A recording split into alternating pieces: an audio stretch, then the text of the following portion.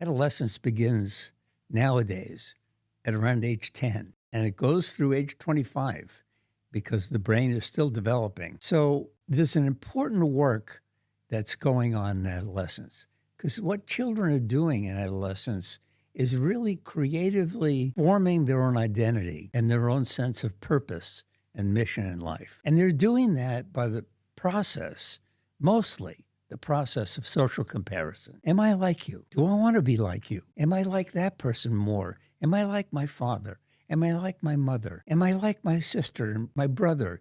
Who do I want to be? Who am I? What am I naturally like? Am I walking right? Am I wearing the right clothes? Do I look weird when I smile? Does it look creepy? Who am I? All these questions are constantly going on from age 10 to 25 as people are forming an identity of who they are, what they identify with, and who they want to be, and what their life purpose is.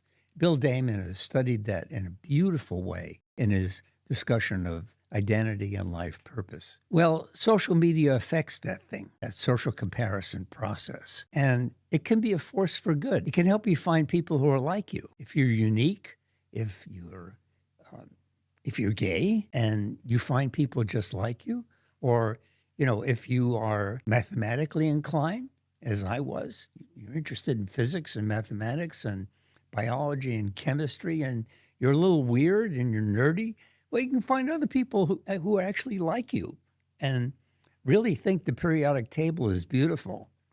Not just clothing is beautiful.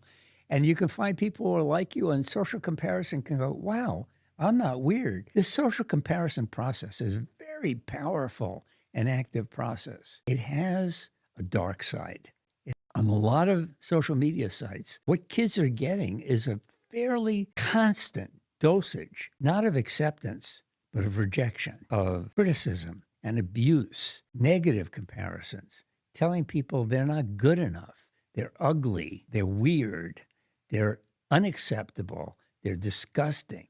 They need to be hurt and rejected. And that constant barrage of these negative social comparisons can really lead to very destructive things. And that's becoming an epidemic. It's causing depression.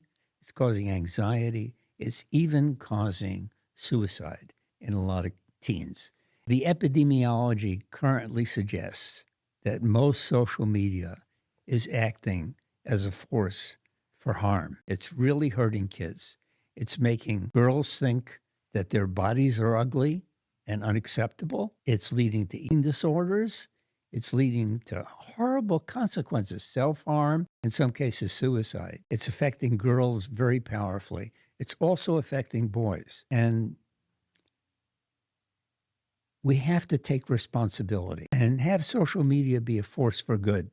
A cheering section for kids' uniqueness, a cheering section for their interests and proclivities and preferences, wants and desires and dreams and hopes and fantasies, what they're searching for. And parents have a responsibility to set up social media free times and zones for kids so they're not constantly affected by this barrage. Social comparison can be a force for good, for kids learning who they are and finding their purpose and meaning in life. But we have a lot of work to do, and we need to take responsibility and do something about it.